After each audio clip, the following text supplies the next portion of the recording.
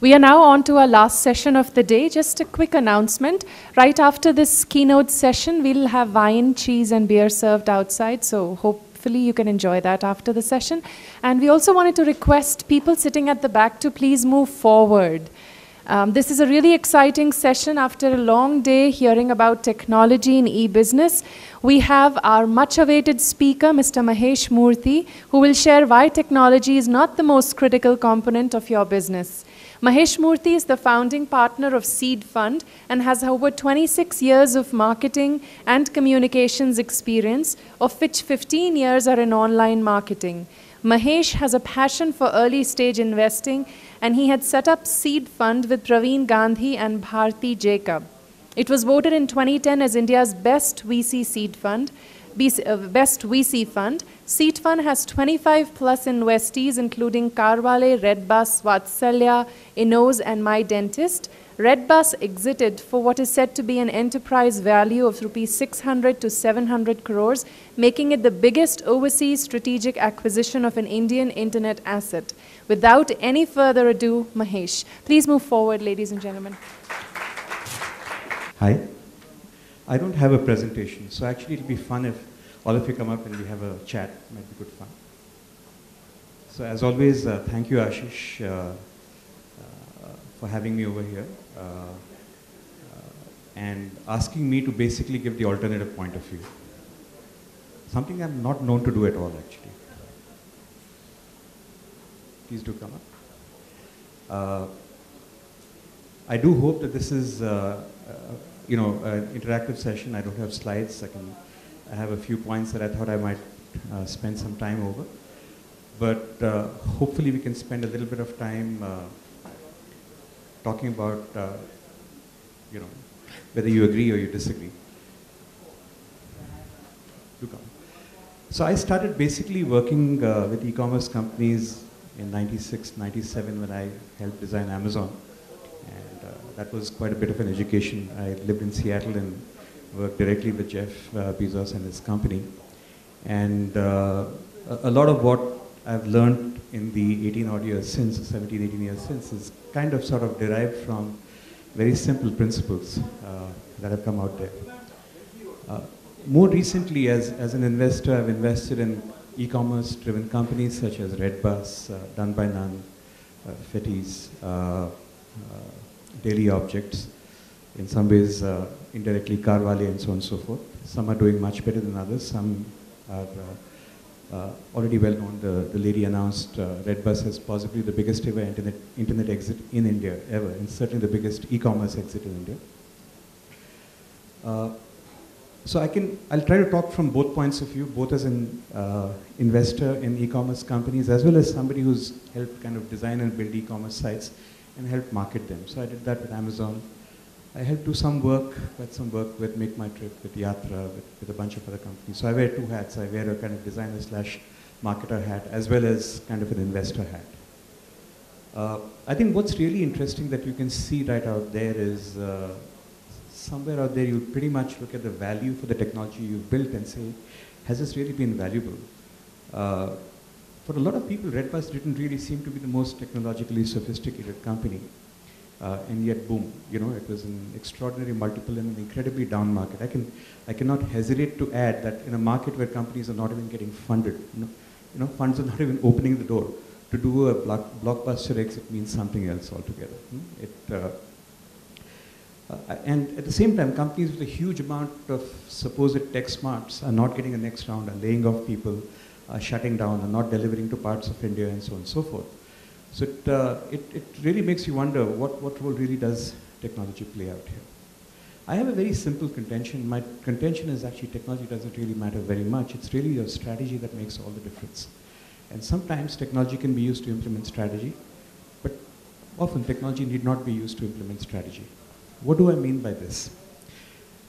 We live in a day and age where essentially the fundamentals of business are very, very different in this 21st century compared to how it ever was in the 20th century. I never tire of telling the companies I work with and even the brands I work with that in the world that we all grew up in the 20th century, it was very fine to be a number 3, number 4, number 5 company. In automotive, even worldwide or in India, there's Maruti, Hyundai, Tata Motors, blah, blah, blah, blah, blah. Around the world, there might be Volkswagen, Toyota, so and so, blah, blah, blah. In pharmaceuticals, you'll have Pfizer, the Merck, and Sanofi, and Aventis, and so on and so forth. So in each of these cases, you'll see the market shares kind of take a particular pattern. Number one company about 20%, 25%, then 19%, then 17%, then 15%, then 12%. Auto ancillary is the same thing. IT services is the same thing, right? You've pretty much seen that's how the companies have been. So there's Wipro, Tata, Infosys, then, and so on and so forth. But what's really happened now in the last decade, especially in the last 5 to 8 years, is this extreme polarization that's really happened. If you take new emerging sectors, industries, whatever you call it, right? In search, there's Google, and there's nobody else. Maybe Bing has a 5%, 8% market share. Google has 80+% market share. India is 97% plus market share. If you take social networking, there's Facebook and there's nobody else. Who uses Orkut these days? Right? Who uses MySpace?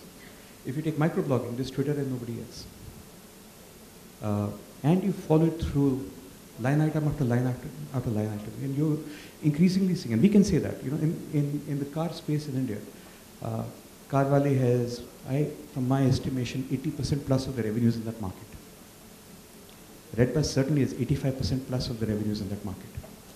And please understand, as soon as we funded Redbus, 4 other companies were funded with 4 times as much money and put 4 times more money to technology, and all of them failed. So it's not about the money you put into technology. I think what is really essential is first to understand the nature of the beast. It is now a winner-take-all economy. It is an economy where one person, and that winner is going to change from time to time. Till 5 years ago, we all thought Orkut was a winner. Before that, we thought MySpace was a winner. Right? Before that, some of you may remember, we thought Rise was a winner.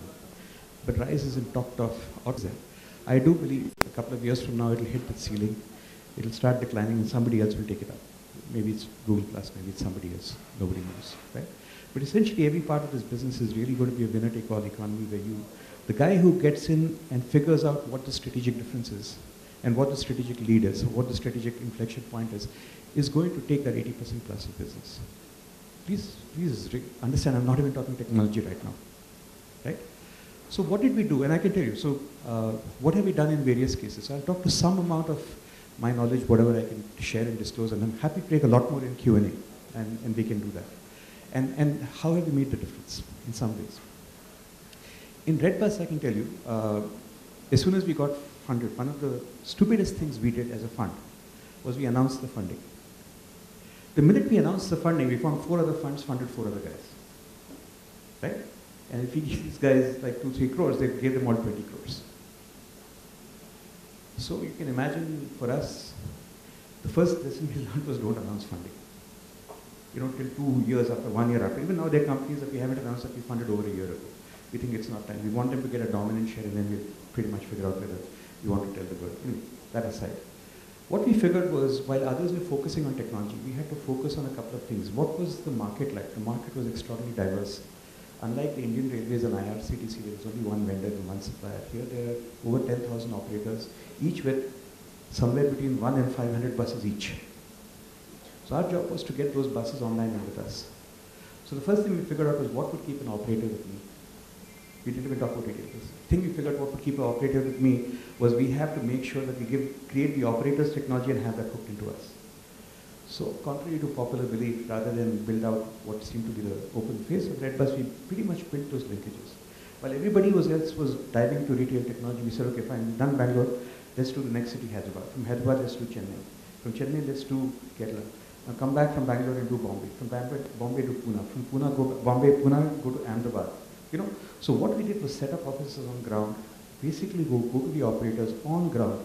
So you can't imagine, this is, if you thought that technology was a glamorous job, here's 2 guys, Bits Pilani or whatever it is, their job was to go from bus operator to bus operator. And please understand, bus operators are not the world's most technologically adept people. Try going and talking to them about what a JSON call or a database call, right? These are in some way fat states, politicians, guys who have 2 buses, they're sitting scratching their belly buttons. You have to be able to get, that to me is a technology advantage, the ability to go and get that come to you online and build those relationships. The fact was that we continued to build those relationships, and that's why we invested into it. And then slowly we waited for a time. Again, for a company with revenues, I can say, somewhere between, I'm not talking about exit value, but certainly the revenues are between the 500 crore mark and the 1,000 crore mark. You've never seen a television ad till 1 month ago. Last 7 years, where did you see a TV ad? It's selling a middle class product to middle class Indians. I mean, this is a bus from Bangalore to Chennai, Chennai to Hyderabad, Dodabalpur to Chikmagalur, and so on and so forth. Bombay, Pune, Pune, Nasik, Nasik, Kolhapur. Right? You would imagine. So a lot of people, we understand. I mean, one of the things Arun rules is, and funny was here, he'll tell you, every year he would come to us and say, I want to make an allocation for an advertising plan, and we cut it to zero and say, go back. So the only reason we won is because we refused to spend any money on advertising, on media advertising. Absolutely. And even today, we're extraordinarily careful. Even though actually we've exited the company, I mean, what's nice is the guys still work with us, talk to us, ask our advice, and so on and so forth. So there was a deep set of pretty strategic decisions. Also, what did we figure out? We figured actually we didn't know too much about what would work. So we did only one thing. And in some ways, I kind of attribute that's probably helped a lot to its sheer dominance today, was all we did was continuously test the site. So for the last 7 years, the site has been changed in one aspect or the other every week. And there's an A/B test or a multivariate test that goes on. And we found out, I remember Funny coming and telling me, we turned the logo and put the bus at a little angle, and the sales went up by the conversion went up by 0.2%. So look, I don't understand it, but that's all. Is that technology? I don't think. I think that's a strategic approach. So if you think that look at it that way, the site has changed 350 times. How many of you change your sites every week? Is that a function of technology? Is it a function of strategy? Actually, there were not that many people who understood how to do testing, so we had to figure out our own way to write tests and so on. Today we do a lot more. We take that entire bunch of data, put it into Google Big Data, and we are one of the few beta users around the world of that to be able to get trends and come back and so on and so forth. But everything is really very clearly driven by strategy, right? And I think that's the point I'd make. I'll come back to even another of my companies that I've invested in. This is a clothing retailer that maybe the young ladies in Hollywood know. It's a company called Done By Now. It's based out of Delhi. Again, you would imagine that in a volatile business like young women's fashion, this is aimed for the 21 to 28-year-old, you'd imagine that you'd want to go in with Kareena Kapoor, Karishma Kapoor, put somebody, you've never done that. All we sat back and said is the strategic approach was always pretty straightforward. I can explain it to you.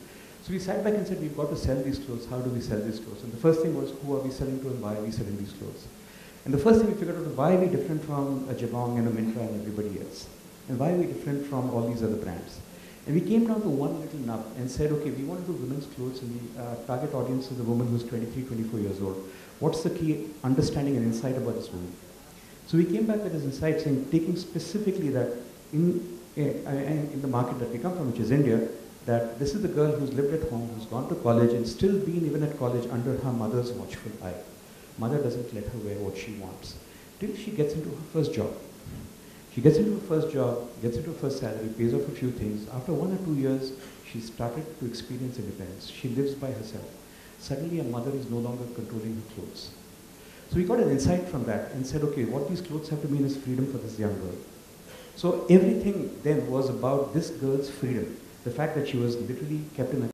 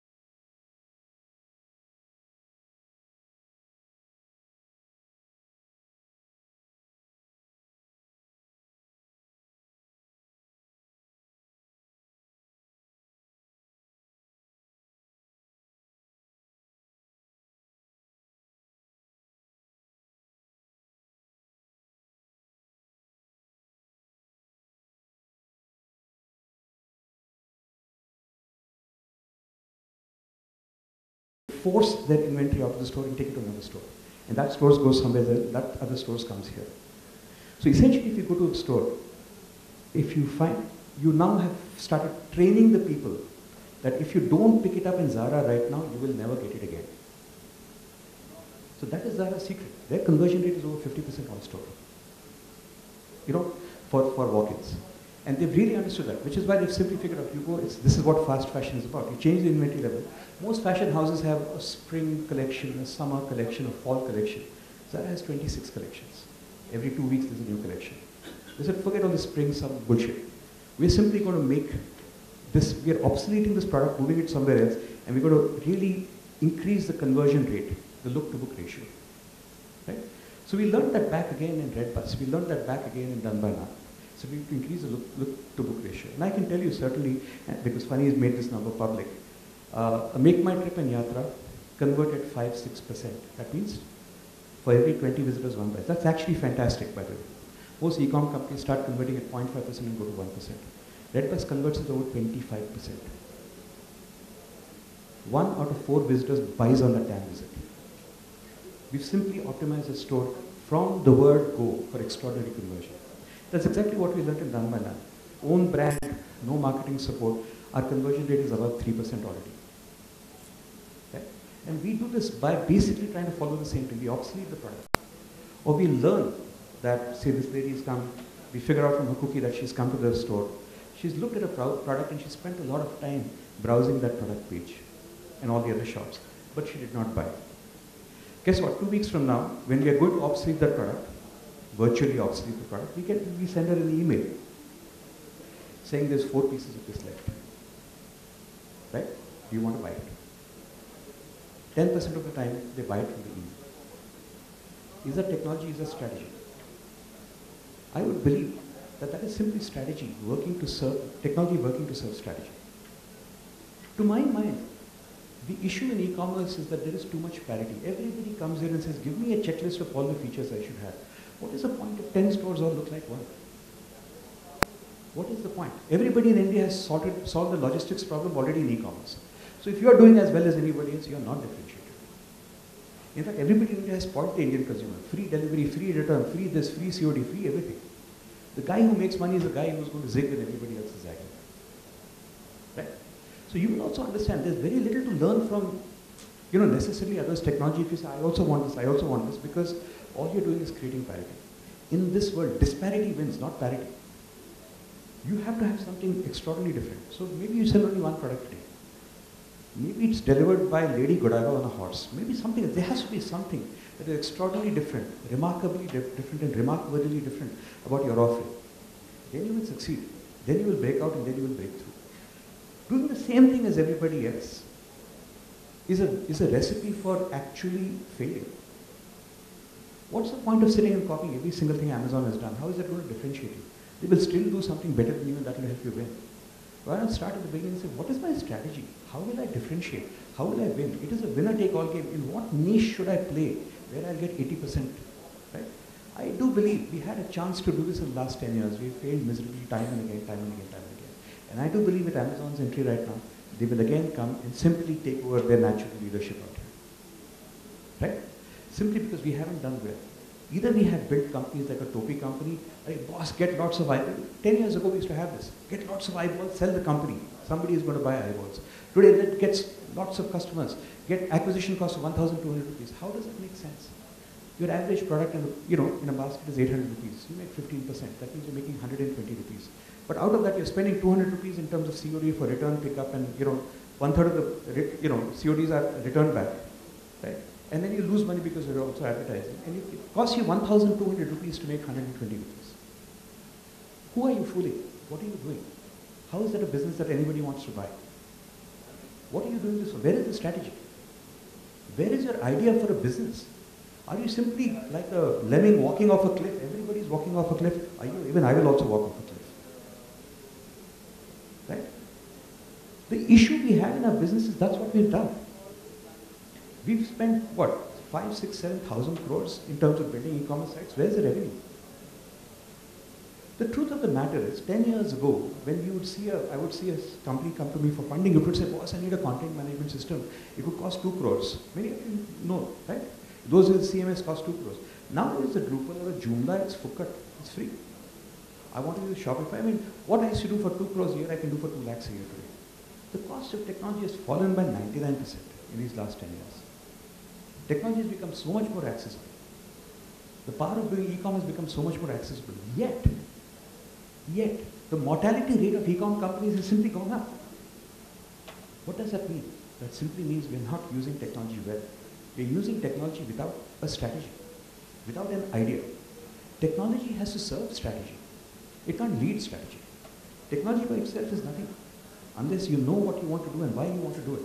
The way Dunn uses technology is very different from how Daily Objects uses technology. Daily Objects, we built an accessory site. All we do is figure out, you want chargers, USB chargers, micro USB chargers, blah, blah, Apple, iPhone, widgets, and so on and so forth. Today we do 2 lakhs a day on that business. Zero advertising. Right? And we sit back and measure every single thing out there. And say, what is my unit cost? It's the same thinking, there's nothing special about it. When we do My Dentist, we're at 55, 60 dental outlets. We figured out how to break even in 4 months. Because there's a strategy out there. Okay, at the back end, we use some amount of technology, but we would not say it's necessarily a technology-driven company. Each of these businesses are strategy-driven businesses. And to me, increasingly, that's where the win comes. Even when it comes to marketing, I understand there's some sessions tomorrow. What we've simply learned in marketing is the minute you start spending on media, you will lose. You have to figure out how to get people talk about you without you spending anything on media. So go ahead, do Facebook updates, but don't do advertising. And if you're not talked about, there's something very wrong about you.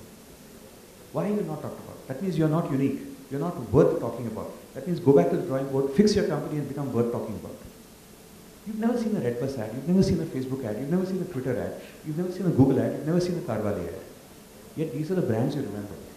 Because these brands have gotten into your head because of some viral tweet. Because something, they were remark-worthy at one point in time. That didn't take technology. That took strategy. That took thinking. What is it that will get you into somebody's minds? And what will keep you there? And that is a conscious decision. It doesn't happen by accident. Right? So I know I'm in a room full of technologists, so you'll probably take out your guns and shoot me if, or whatever it is. But I did want to make these few points out here and tell you our approach. For us, technology is a slave of strategy. It has to be a slave of strategy. You have to figure out what you want to do that's different. If you don't have anything to do that's different, I'd say don't spend a rupee. And then, even what you do in technology cannot be parity. He has got A, B, C, D, E, F, G, H features. I also want A, B, C, D, E, F, G, H features. That's a recipe for disaster. This market does not respect parity. It doesn't. It respects uniqueness. What is your disparity? You will win because you're disparate, not because you're on parity with others.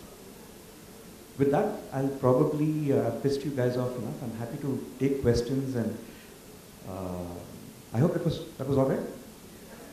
Good. Thanks. So just give me a show of hands, so I'll give you guys numbers. So 1, 2, 3, 4. One, sir. Can somebody send a microphone there?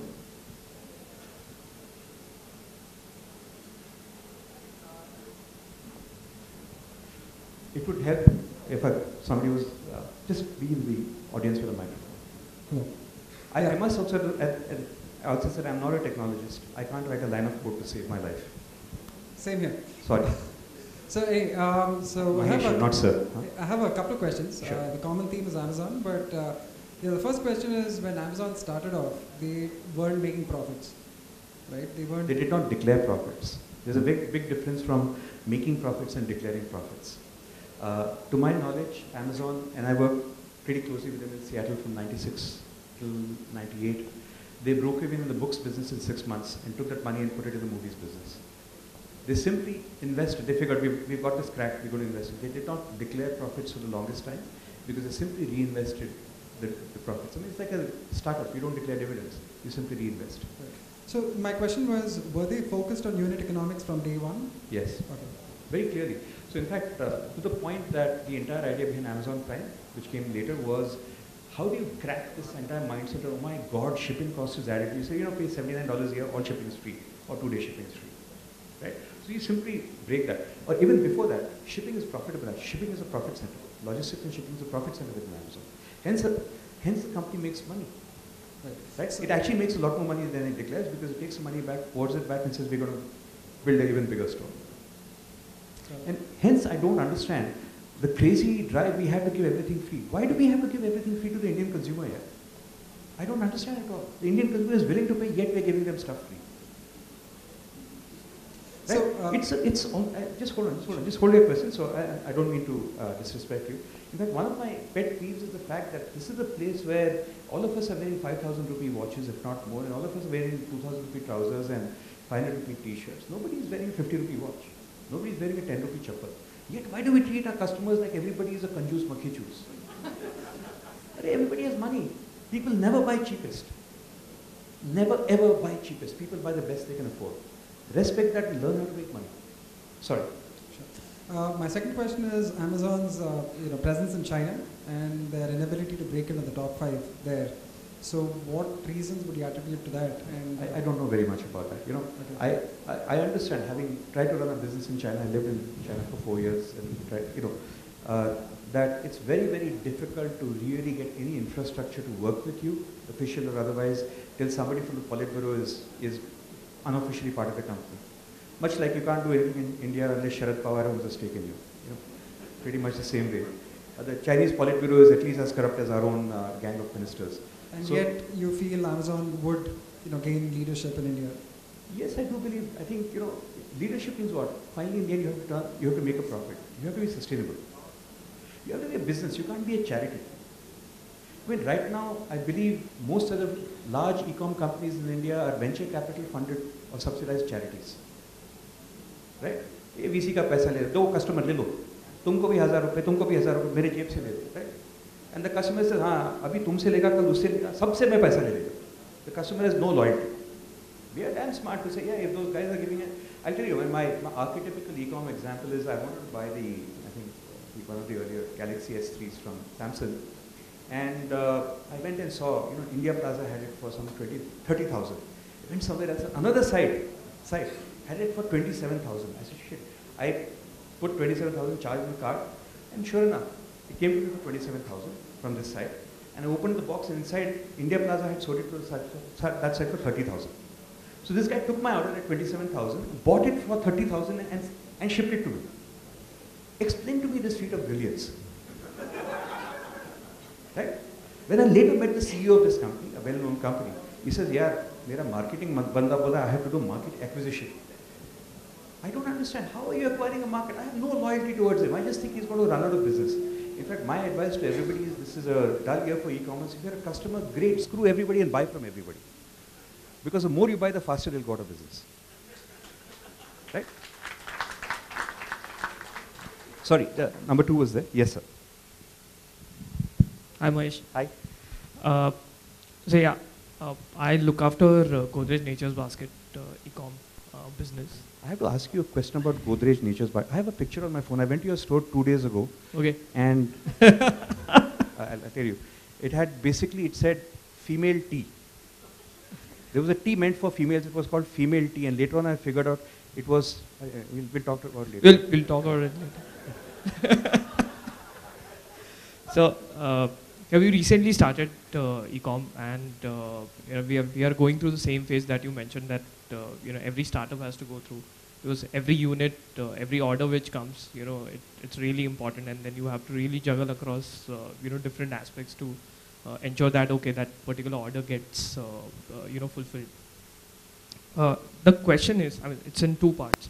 One, currently we have a limited delivery kind of mechanism because we are not using any logistics partner because of lack of funds. We are using our own infrastructure, our own guys, and that's how it's going. So one, yes, we want to increase penetration, but yes, it's funds have actually tied our hands. Second, mainly from a marketing point of view, and as you said rightly that if you are not being talked about, then don't spend even 1 penny. Go back, fix your company, and be get talked about, and then you can do whatever you want. That's why you're doing a female tea. Okay. It exists for sheer WTF value. I took a picture, put it up on Facebook and said, can somebody explain this product? Anyway, go on. Okay. So, Apparently it makes you more fertile. I didn't know that. You and I would not know. We are not the target audience. Yeah, we are not. It should have a little red skull and crossbones. Once in danger. If you drink this, you have no idea what will happen. Why don't you tweet it on our handle? Maybe we'll do something about it. It was not a complimentary tweet, so you did not respond to me. Sorry. I think we were not tagged. Otherwise, you would have got an answer for that. Okay. So yeah. So and as far as social and other platforms are concerned, we are pretty much talkable, and we are not spending too much amount of money also. But yes, from a marketing point of view, how to make it more penetrable, especially the e-com business, because there's not really actually a straight formula. So in the first case, you talked about the lack of funds. I understand, right? To me, build a solid business. Please understand this. Okay, and I've said this again a few times, and nothing in India takes less than 12 years to build. Naukri exited in year 12. Make My Trip exited in year 12. You can't exit in 3 years, 4 years. What's the hurry? Take your time. Just make sure you survive. When you survive, the fact that you will survive will kill 80% of the competition because they will not. And the more money they take, the faster they will die. Right? Please understand this. So have your fundamentals right. Be a good company. Understand it's a 10-year run. If you started 2, 3, 4 years ago, it will maybe take another 8, 7, 8, 9 years. It's going to take 10, 12 years. Because in the US, it takes 8 years. In India, it takes 12 years. Really, it takes a time. Have the patience. That's the first thing. So if you don't have money, nobody else also has the money. Right? That's the first thing. The second thing when it comes to, I don't understand your particular marketing strategy, but being a customer, I can offer a very jaundiced and biased viewpoint, which is, I would understand your customers are probably the slightly more affluent folks, people who are willing to pay. I saw 50,000 rupee bottle of champagne in gold, and I don't know if Poonam Pandey comes and delivers it to you also. I'm not sure what happens there. But I would assume that this particular customer, most of our grocery shopping is done when you send the maid or the servant. But I don't send the maid or the servant to Nature's Basket, right? But please also understand at the same time, I don't necessarily have a time and wherewithal to go to Nature's Basket, even though you may be like 2 kilometers away from me. I don't have time to go to a dentist appointment 2 kilometers away, right? So I would just say you start with your catchment area on the ground and say, what is it I can do? For example, let's say you have one shop in Hill Road, Bandra, one shop in Juhu. I don't know where you have it in Bandra. So what is it you can do to get 10,000 households around there to come and buy from you and deliver it there? Build your business organically there. Build it among that market, because those are the people who know. They know you exist. They know they can pay 500 rupees for a bottle of pepper or 50,000 rupees for a bottle of champagne or whatever it is, and deliver that. You don't need to worry about national logistic partners or whatever. At the same time, have the same thing available to others. And if somebody in Visakhapatnam, Jadcherla, Ramagundam or Bhilai wants to buy that bottle of champagne, let them pay 1,000 rupees for freight. Charge them. Why would you not charge them? Okay. I've done a huge set of numbers in terms of figuring out, while the rates are down, but it still takes 150 plus rupees for you to send a product, do COD and collect it back and bring it back and restock it, unstock it and restock it today. Yes. Why would you want to take that load on you? That, for somebody to drive the car and go to Nature's Basket and get it parked, is that amount of petrol or diesel, that alone will take 100 rupees. Yeah. So for us, it's sheer convenience. If I'm the target market, I'll say I have no problems buying from it, right? Just make it available, make delivery available in my area and charge me for delivery. Make it a profit center. Make money. Your best defense against everybody else is to make money. You will ride the downturn, make money. Downturns will come and go, be profitable. Finally, in the end, everybody who's unprofitable will die. Right? I hope that helps. Thank you. This is number 3. Yeah, sir.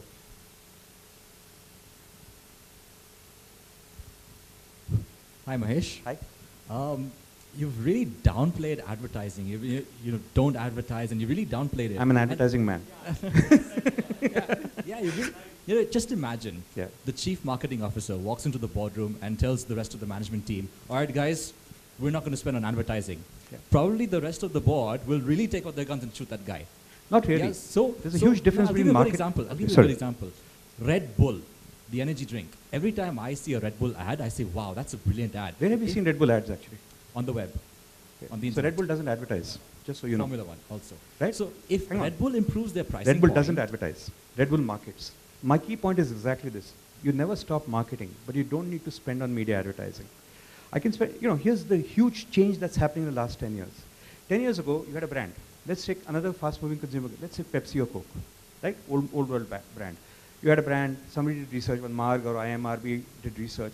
That research was dumped into strategic companies, that when McKinsey, some bachas from, did some spreadsheet nonsense on it. Then tried to discern something, gave it to one creative agency. They did one ad. Then they gave it to a media agency. The media agency said, we need to pick a media house. Okay, Star TV and Times of India. Within that media house, we'll pick a property. We'll pick up Star World, or we'll pick Bangalore Times. Within that, we'll pick this page. Then we'll buy it, and finally, then some consumer will see it. So this was a long chain of communication, and at every step of this chain, you lost clarity, you lost fidelity, and you lost efficiency. Today, what does the Red Bull do? It says, you know what, I want to create noise, I want to create people talking about me. So here's what I'm going to do. I'm going to take one guy, make a big noise about it on the web, on my website and on my YouTube channel, it's all free, and on my Facebook page, which is all free. And I'm going to put him in a balloon and send him into space.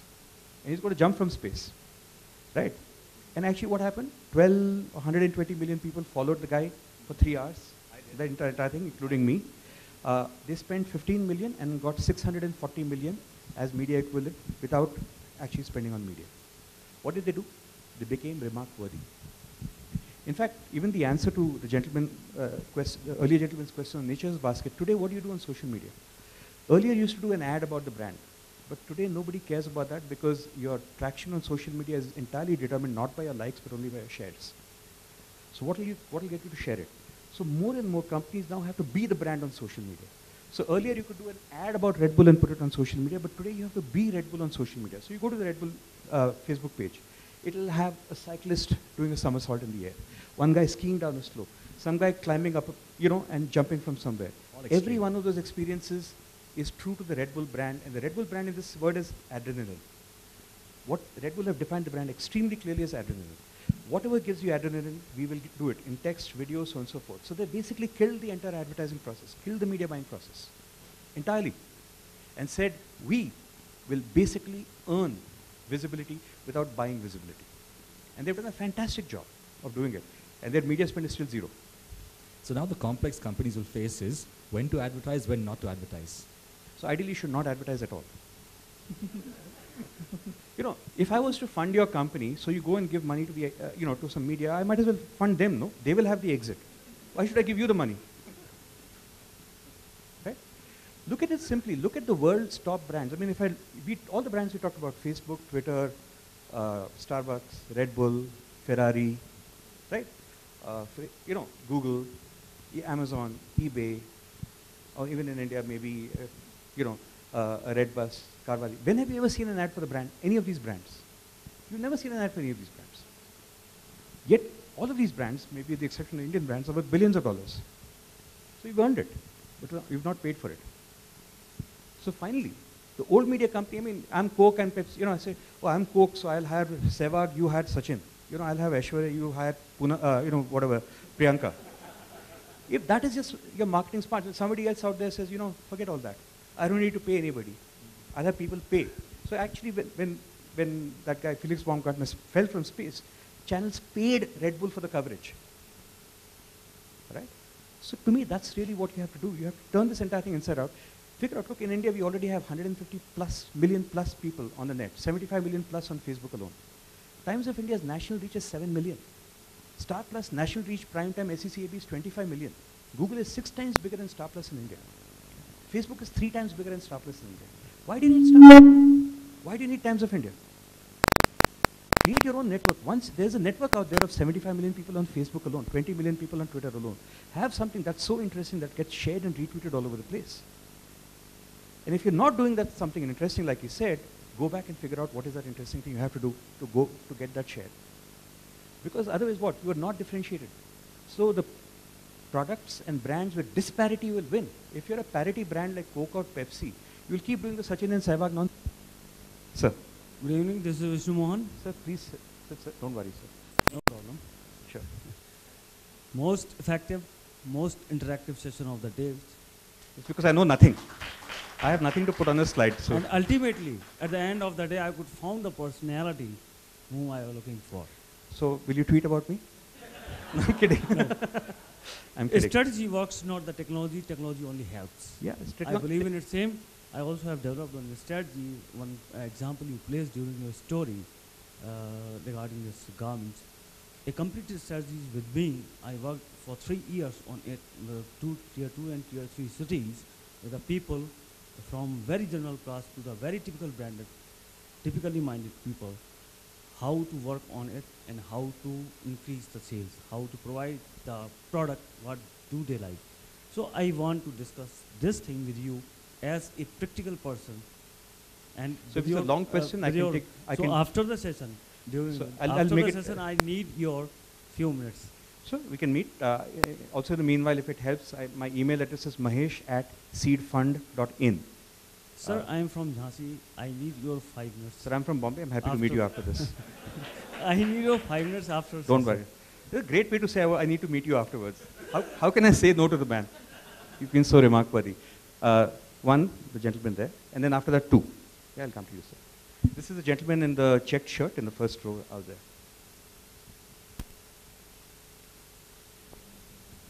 How am I doing on time? Good? All right, great. E-tailing is paying me. No, they are not paying me at all. No, e-tailing doesn't pay me. E-tailing, can you please pay me? Mr. Jhalani, can you please pay me? He refuses to pay me. He's a smart guy. He will not pay me. Sorry. Hi, Mahesh. Hi. If Redbus hadn't sold for the next at least 3 or 4 more years, it could have been $1 billion exit. Why did they have to sell it now? So, I'm happy to answer the question to the best of whatever I can share. Because a lot of blogs, lots of stories been covered. I'm happy to share. It could have definitely been $1 billion company. I'm happy to share, sir. Let me answer, sir.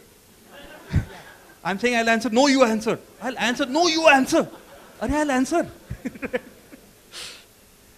Okay, so we were in no hurry. Redbus was profitable, massively profitable. We were in no particular hurry. Actually, we were out raising money to actually go and acquire more companies and do this. While this happened, somebody came and made an enormous offer. Right?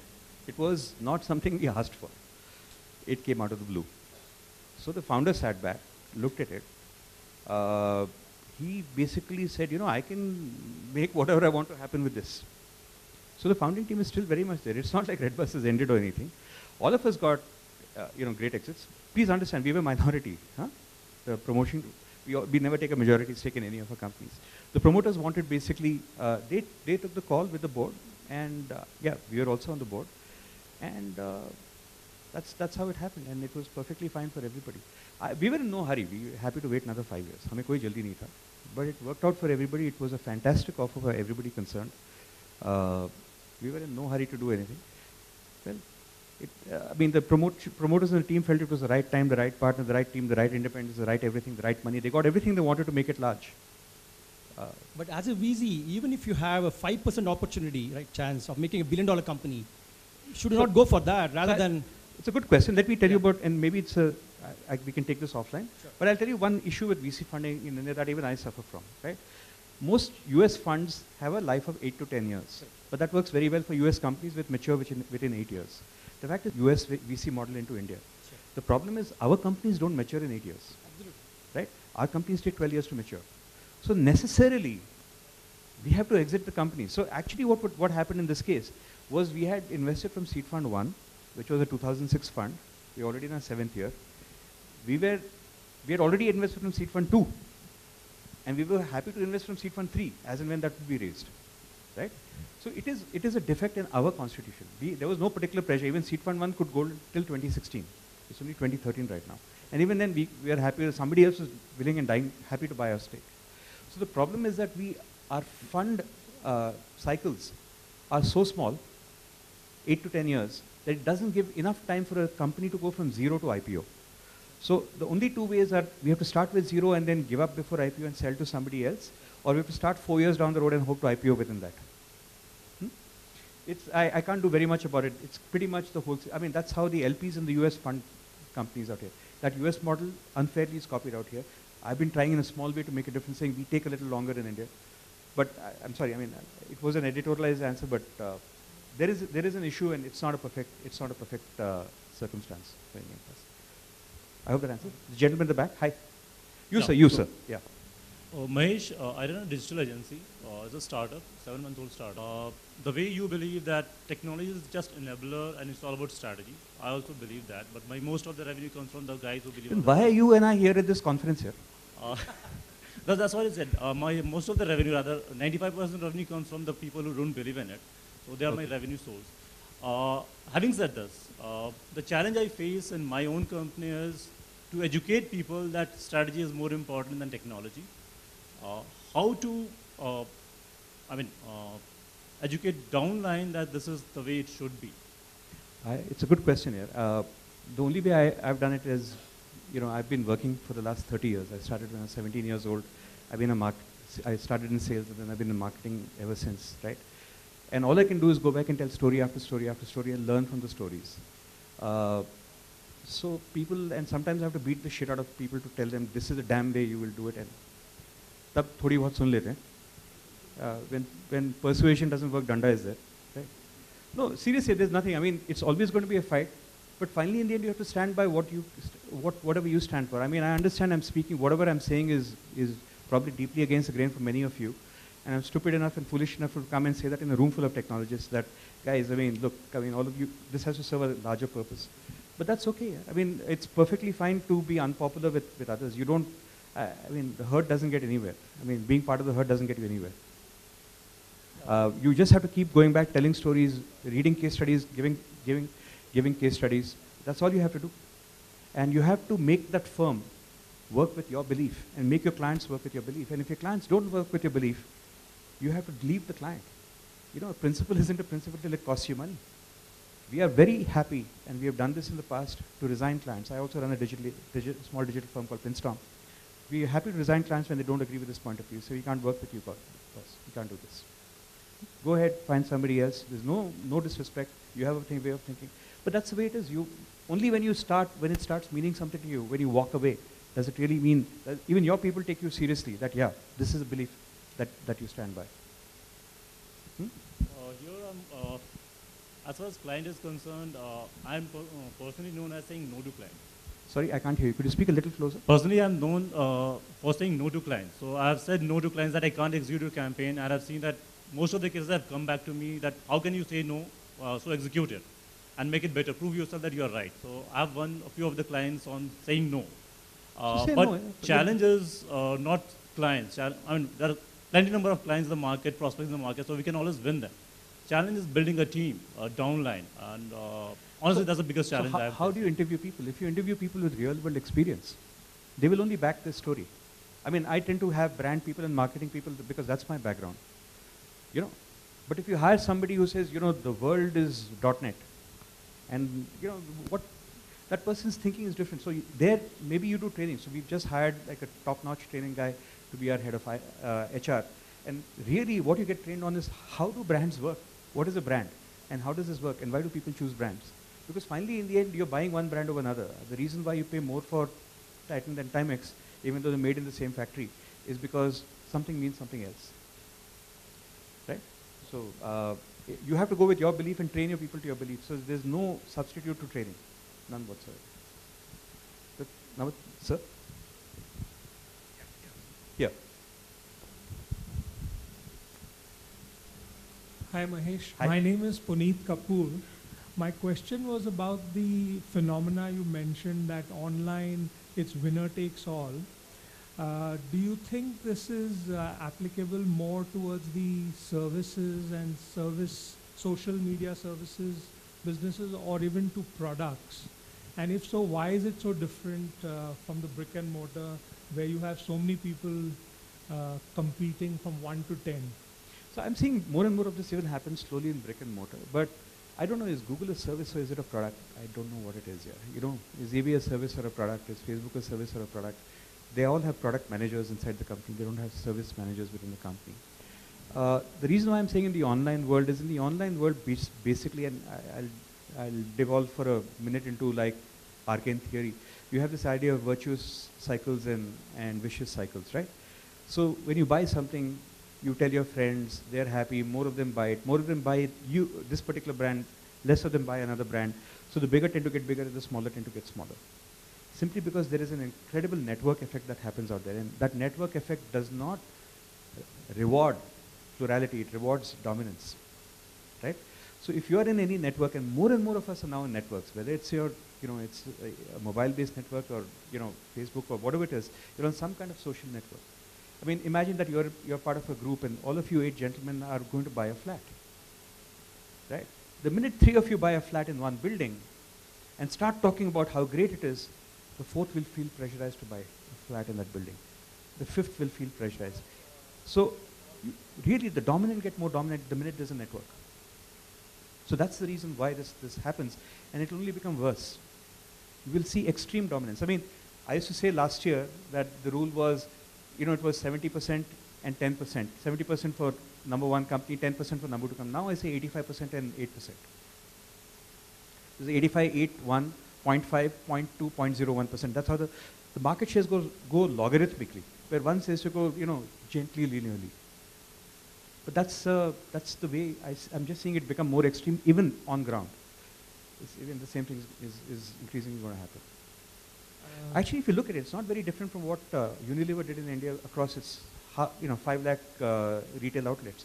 They went and filled the damn shelf. Nobody else has room on the shelf, right? So essentially, imagine now you have a digital shelf. You don't, while we may have 10 billion websites, we go to 30 websites or 20 websites. If I start going to 1, that's it. I'm done. I'm not going to go to 20 in that category. I'm much less likely. We're going to stick with that one as long as that one keeps it interesting until somebody finds a way to beat that one. So yes, this doesn't mean that you're going to be king forever. Facebook did beat an Orkut, did beat a MySpace. Google did beat a Yahoo. Google was the 5th search engine in the world, not the first one. But you have to find one trick. So Google basically said, I'm going to give you much better results than Yahoo. It was learned, it was founded, boom, they overtook Yahoo. But over the years, it's always been seen it's difficult to dislodge the number 1 guy who's been dominant for a long time. That's not true anymore. Apple, $800 a share last year, $390 yesterday. 1 year, what has changed? It's not difficult, sir. We are in this incredible chaotic world. The standard deviation of our life is just going up. The variance is just going up, right? It's harder and harder to keep things stable. This is the time for the smallest of the companies to disrupt the biggest of the companies. This is absolutely the time. You could not do it in the 20th century. You can do it now. And you can do it without a lot of money. You don't need 2 crores for a CMS.